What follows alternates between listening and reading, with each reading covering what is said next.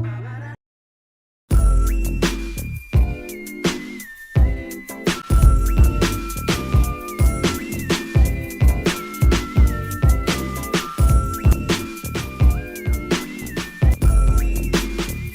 waking up and feeling nothing. The things that once made you smile, your favorite food. The things imagine waking up and feeling your favorite food. The things or even once made you smile, your favorite now. Imagine waking up and feeling nothing. Or the things, if you've ever felt this way, your favorite food. Today we're breaking down and if you've ever felt not just what it is, not alone. Why it happens. Today we're breaking how to measure it. Imagine waking up and feeling what you can do. The things that once made you smile, your favorite food, music, or even time with loved ones, now feels distant, muted, or empty. If you've ever felt this way, you're not alone. Today we're breaking down anhedonia, not just what it is, but why it happens, how to measure it, and most importantly, what you can do about it. Anhedonia isn't just about losing pleasure. It's about losing connection to the world around you. It's a major symptom in depression and other mental health conditions, and likely a trans-diagnostic feature. By the end of this video, you'll know why anhedonia happens in the brain. 2, how it affects motivation and daily life. 3, how it's measured clinically. And 4, what treatments and strategies help. But first, let's answer the big question. Why does the brain stop experiencing pleasure? The science behind anhedonia.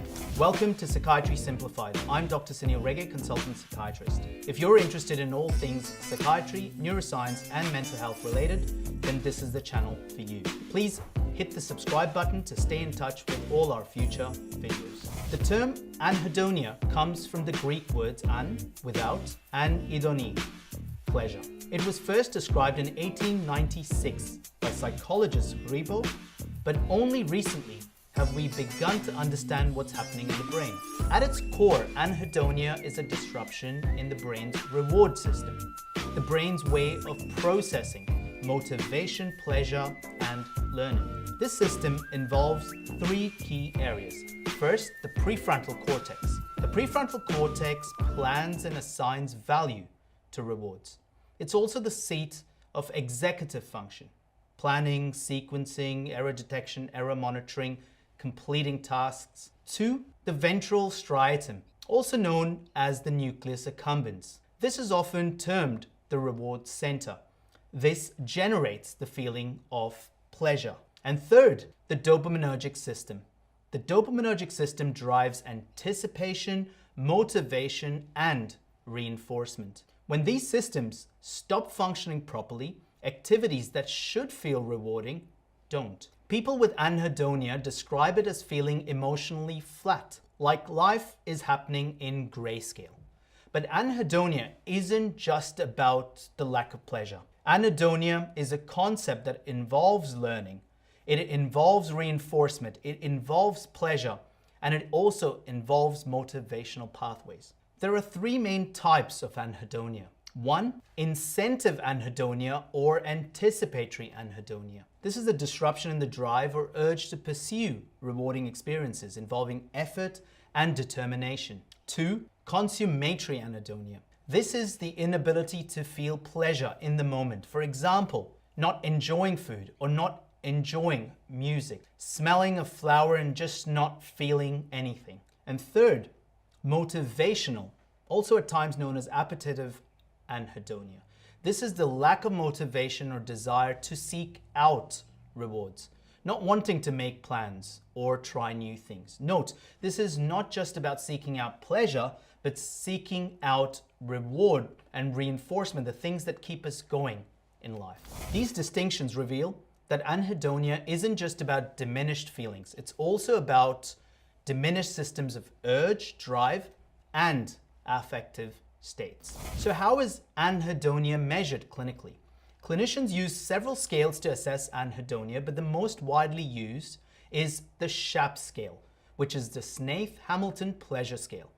This self-report questionnaire, as you can see here, evaluates a person's ability to experience pleasure across different domains of life, such as food and drink, For example, I would enjoy my favorite meal, something one can rate. Social interactions, I would enjoy being with my friends. Sensory experiences, I would enjoy a warm bath or shower. Hobbies and interests, I would enjoy my favorite pastime. Participants rate their agreement with statements on a scale, helping clinicians quantify the severity of anhedonia. A high SHAP score indicates significant difficulty experiencing pleasure or rewards, making it a useful tool in diagnosis and treatment monitoring.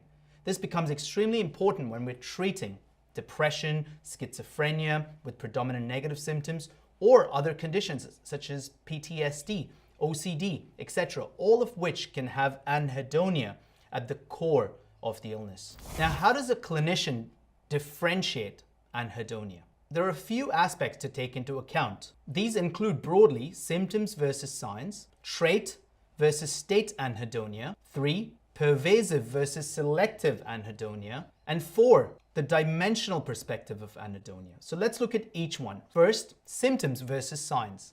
Symptoms refer to subjective complaints like loss of interest. So a question that can be asked is, have you lost interest in activities that you would normally enjoy doing?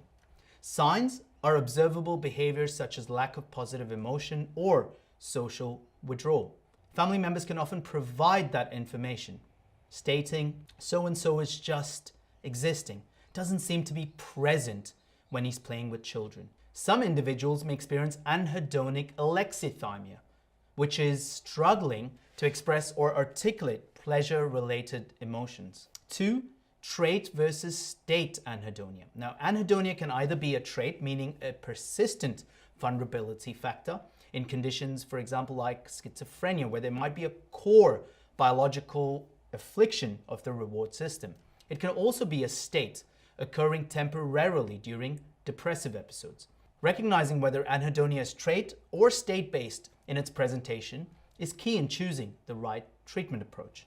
Third, we look at pervasive versus selective anhedonia. Pervasive anhedonia affects all areas of life, social, cognitive, physical, while selective anhedonia may affect only certain domains, such as social interaction, but might not affect food or hobbies. And this is because some pleasures are instinctual, food or socializing, whilst others are learned, and that might require greater effort, making it more vulnerable for selective anhedonia to occur if there's a negative experience that is linked to those pursuits. Fourth, dimensional perspective. Rather than viewing anhedonia as all or nothing, we now see it as a spectrum. And this dimensional view helps clinicians assess severity and therefore tailor treatments accordingly. So as I mentioned earlier, anhedonia is best conceptualized as a transdiagnostic symptom. It isn't exclusive just to depression. It's found in schizophrenia, where it becomes part of negative symptoms, post-traumatic stress disorder, where emotional numbing, detachment or depersonalization, derealization, dissociation occurs, ADHD, where dopamine dysregulation affects motivation, anxiety disorders, fear-driven avoidance can contribute to anhedonia. Recognizing anhedonia's transdiagnostic nature becomes very, very important for not only designing better treatments, but also to treat psychiatric disorders effectively. So, what are the treatment principles to address anhedonia? First, medications that target the reward system. Now, we know that traditional antidepressants such as SSRIs are monoaminergic. They increase levels of serotonin in the synaptic cleft by blocking SERT, but we know for motivation and reward, dopamine plays a very important role. And therefore, they're not particularly effective in targeting anhedonia, and one of their side effects is emotional blunting as well. Therefore, when it comes to medication, one can consider broader spectrum agents, ones that increase dopamine and noradrenaline. For example, bupropion is an NDRI, noradrenergic dopaminergic reuptake inhibitor, increases dopamine and norepinephrine. Vortioxetine, which is a multimodal antidepressant which enhances cognitive and emotional processing. Agomelatine is an M1/M2 agonist and a 5-HT2C antagonist. The combination of these two mechanisms increases noradrenaline and dopamine in the prefrontal cortex. Ketamine, an NMDA antagonist but at higher doses, also potentiates dopamine, can rapidly at times restore pleasure. Moving away from medication, we have neuromodulation. Brain stimulation strategies such as transcranial magnetic stimulation, which targets brain regions such as the dorsolateral prefrontal cortex, which then has a downward cascade towards activating the reward pathways. We have deep brain stimulation, which is currently experimental but can directly stimulate the nucleus accumbens, the reward pathway. We know that deep brain stimulation is used in treatment refractory depression and OCD as well. Third, behavioral activation. Now, this is something that can be implemented in all cases of anhedonia and therefore can be considered the gold standard.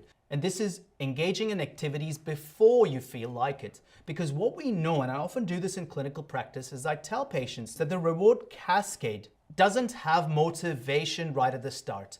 Motivation is a byproduct of action. It begins with action, whereby when we repetitively do that action, rehearsal, repetition, it provides a sense of reward learning. Note, it doesn't have to be pleasurable, but the greater mastery we achieve with whatever activity we choose, and the more it embeds in our routine, the more likely we are to enhance reward learning, one component of anhedonia. It's only after this mastery do we then have the motivational hedonic drive. Let me give you a simple example. At this point in time, you're viewing this video, you are anticipating. My two guests of honor, you might not actively know it, but you're watching this video because you anticipate a page. This is your anticipated hedonic drive. Once the video is over, you will consummate it. This is your consummatory hedonic drive, where you will assign a value to this video and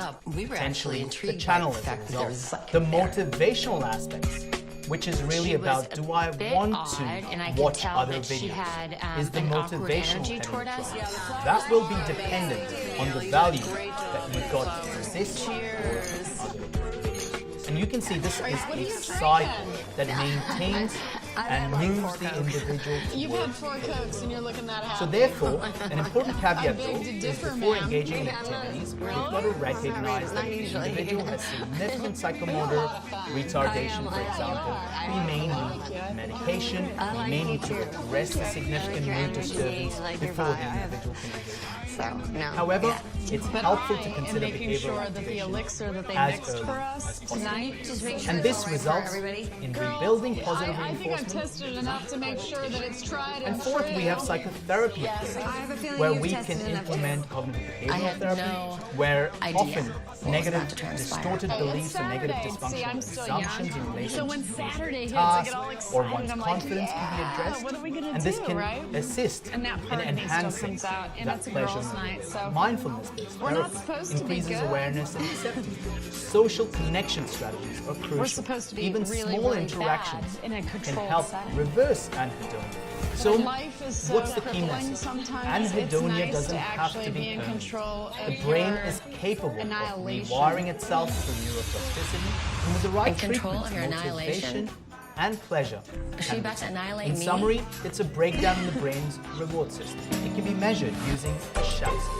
It's transdiagnostic and therefore can be a feature in a range of psychiatric conditions. Treatment principles include medication, neurostimulation, and non-medication strategies like CBT, behavioral of course, when I first met her, I thought she was a little strange. If you found this video helpful, hit the like button. It really helps the channel. Please subscribe to the channel to stay in touch with all our future videos. And drop a comment below. What's one thing you want to learn about mental health? A big thank you to all of you for supporting this channel. I look forward to seeing you in another video soon. She's a Until very then, close family friend. I consider her like a sister. Oh, that's nice. Oh, you know how I know her? I saw her naked in Playboy. That's how I know Faye. Oh, Faye. I just realized, like, she just opened up a magazine last week and happened to see it.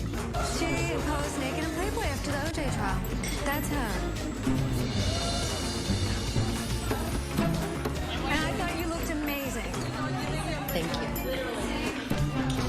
I recognized during the dinner it was the hair. I think it's the extensions and the blown up fake lips. But, and then I realized, oh my God, that's who it is. It's Faye Resnick. The morally corrupt Resnick. How rude. I mean, how can you say something like that? How can you be so judgmental with your past? I felt like I was blindsided. It was like an unprovoked attack that came out of nowhere. I love it. And I have to say that I loved your spread. Literally. I didn't spread. No, you didn't. I just wanted to stop. What is happening here? Let's talk about the fact that, you are living in a glass house, woman. But I controlled myself.